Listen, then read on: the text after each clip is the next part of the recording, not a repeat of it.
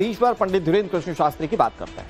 कल दिल्ली से शुरू हुई बाबा बागेश्वर की सनातन हिंदू एकता पदयात्रा आज हरियाणा के फरीदाबाद में हो रही है। इस यात्रा का मकसद हिंदू राष्ट्र की स्थापना, जातिवाद को खत्म करना और हिंदू समाज में एकता स्थापित करना है। इस पदयात्रा में कई वीवीआईपी शामिल हो रहे हैं। बागेश्वर धाम सरकार की यात्रा को लेकर खास इंतजाम किए गए। इस यात्रा को लेकर पुलिस ने कई रास्तों को बंद कर दिया। पुलिस ने इसे लेकर एडवाइजरी जारी की और लोगों से वैकल्पिक मार्गों के इस्तेमाल की अपील की है। दो तस्वीरें इस वक्त आप टीवी स्क्रीन पर देख रहे हैं। कल से पदयात्रा की शुरुआत हो चुकी है और इसमें आप देखें कि कई नामी गिरामी चेहरे आपको मंच पर बागेश्वर बाबा के साथ दिख जाएंगे।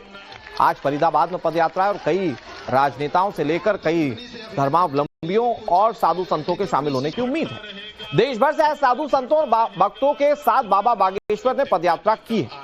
ये पदयात्रा अभी भी जारी। इस मौके पर सभी का जोश हाई दिख रहा है, लेकिन इस यात्रा के जरिए बाबा बागेश्वर को संदेश देना चाहते हैं। उनसे बातचीत की हमारे सहयोगी हिमांशु तिवारी ने, आपको सुनाते हैं।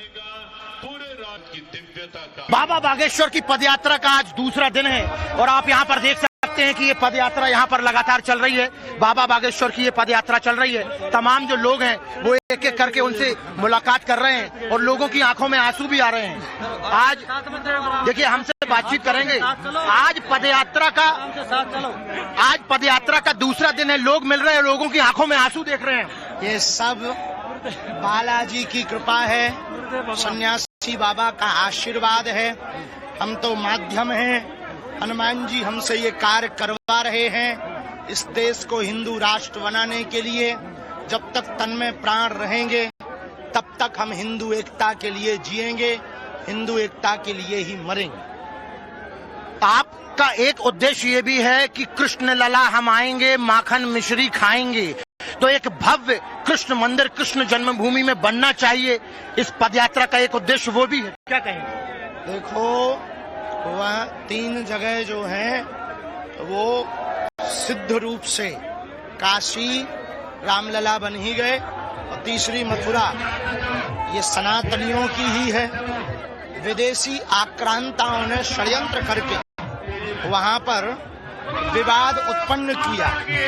इस देश का कानून, इस देश की न्यायपालिका निर्णय देगी और हमें भरोसा है निर्णय सनातनियों के पक्ष में आएगा और वहां पर कृष्ण मंदिर भव्य बनाया जाएगा। आप लेकिन बहुत सारे उद्देश्य कर रहे हैं। गंगा यमुना की भी सफाई की बात कर रहे हैं, हिंदुओं को एकत्रित करने की बात कर रहे हैं, लेकिन घुसपैठ जो है वो बहुत बड़ा इशू है। घुसपैठ बहुत ज्यादा हो रही है। हमारा उद्देश्य सिर्फ हिंदू एकता है। हिंदू एकता से सब हो जाएगा। हिंदू एकता होगी, आओ हिंदू एकता, जय जय, ठीक हो।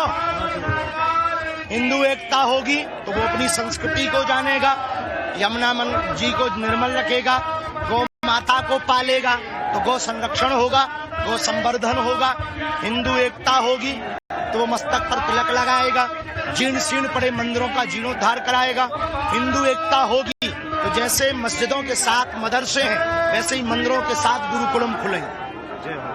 लेकिन डेमोग्राफी लगातार भारत की चेंज हो रही है। बहुत सारे राज्य ऐसे हैं जहां पर हिंदू अल्पसंख्यक हो गया है। क्या आप वहां पर भी जाकर पदयात्रा करना चाहेंगे? हाँ, भी करेंगे और समय है। अभी हमारी कुछ संकल्पित पदयात्राएं हैं, वो हम पूरी करेंगे और वहां भी जाएंगे। एक संदेश क्या देना चाहेंगे? करोड़ों हिंदुस्तानी आपको देख रहे हैं, सुन रहे हैं। एक रहोगे तो बचे रहोगे, वरना एक ना बचोगे। इसलिए एकता में ही ताकत है। एकता के साथ रहिए। मन भले ही अलग, तन भले ही अलग अलग हो, पर मन एक बनाए रखिए। और हिंदू एकता यदि होगी तो निश्चित रूप से सनातन संस्कृति का बहुत अच्छे तरीके से प्रचार। एक अंतिम सवाल जानना चाहता हूँ, क्योंकि गौ रक्षा के लिए आप ये कदम उठा रहे हैं। गौ की मांस की निर्यात में, आयात में भारत नंबर 1 बन गया है। मध्य प्रदेश के रहने वाले आप, मध्य प्रदेश में टैक्स फ्री कर दिया है मांस पर। क्या आप अपील करना चाहेंगे सरकारों से कि इन सब सारी चीजों पर रोक लगे? बिल्कुल रोक लगनी चाहिए, वरना हिंदू होने का कोई मतलब ही नहीं। यदि सरकार में हिंदू हैं तो इस बात का ध्यान रखना चाहिए। गाय हमारी माता है और मातृ धर्म के प्रति भी समर्पित होना चाहिए और इस प्रकार की गतिविधियों पर तत्क्षण रोक लगना चाहिए। बिल्कुल। तो देखिए, हमारे साथ बाबा बागेश्वर थे, एक बार पद दिखाइए। यही वो पद हैं जिनसे पदयात्रा जो है लगातार चल रही है और इन्हीं पदों के चलते ये पहले भी जो पहली यात्रा थी लगभग 160 किलोमीटर की वो की गई थी और अब दूसरे नंबर की पदयात्रा जो है वो चल रही है। तमाम सुरक्षा कर्मी आप देख सकते हैं यहाँ पर मौजूद हैं। यहाँ पर राजू दास जी भी महाराज जी हैं और जो चारों तरफ यहाँ पर जो लोग हैं वो इनका लोगों का मानना यही है, लोगों का कहना यही है कि ये जो पदयात्रा है ये पूरी होनी चाहिए और पूरी होने के बाद में इस पदयात्रा के पूरे होने के बाद में जो है इस पदयात्रा का जो उद्देश्य रहा है वो उद्देश्य क्या वाकई में पूरा हो पाया है या नहीं हो पाया है, ये देखने वाली बात होगी। उसकी भी हम समीक्षा करेंगे।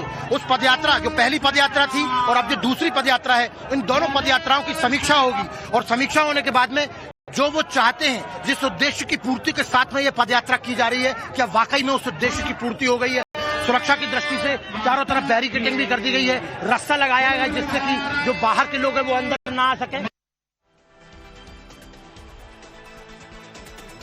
पंडित धीरेन्द्र कृष्ण शास्त्री की हिंदू यात्रा कल दिल्ली के छतरपुर में कात्यायनी माता मंदिर से शुरू हुई, लेकिन अब आप सोच रहे होंगे कि पदयात्रा का मकसद क्या है।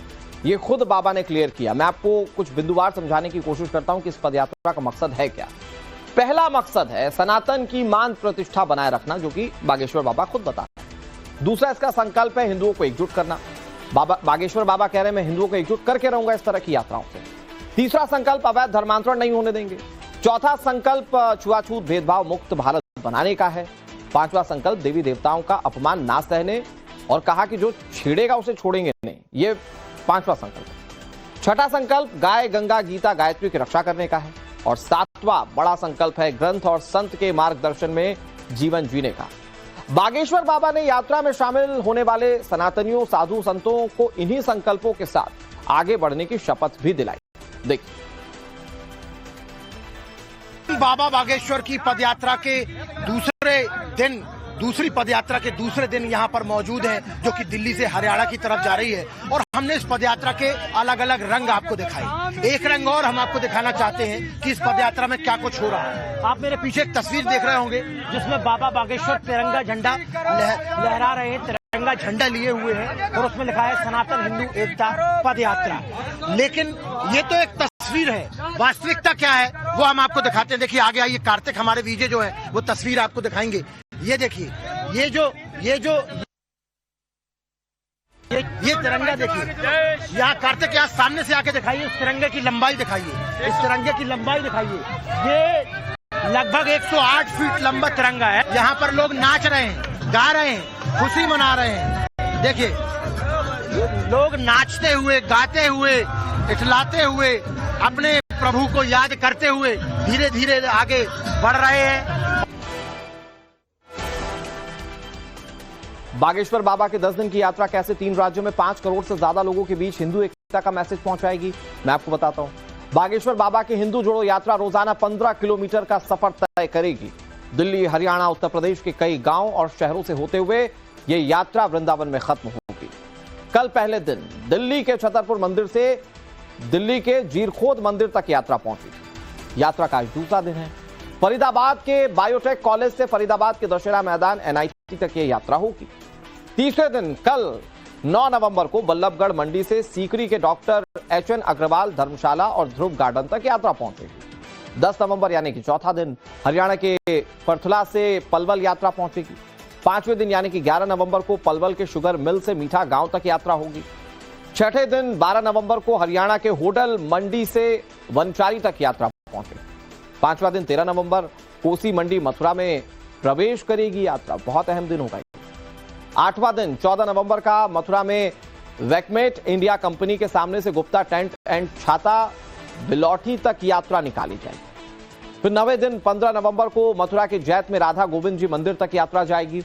सनातनियों को जागृत करने की कोशिश स्वयं बाबा बागेश्वर करेंगे और फिर समापन होगा 16 नवंबर को छठीकरा के चार धाम से वृंदावन के श्री बांके बिहारी मंदिर तक यात्रा जाएगी और सनातनियों को एकजुट करने, सनातनियों को जगाने के लिए बागेश्वर बाबा की यात्रा 16 नवंबर को संपन्न। बागेश्वर बाबा ने कहा है कि यात्रा के दौरान गांव-गांव, गली-गली में सनातनियों का जोर होगा। धर्म विरोधी और देश को बिगाड़ने वालों की वो ठठरी बांधेंगे। आपको दिखाते हैं तो बागेश्वर बाबा क्या कहे।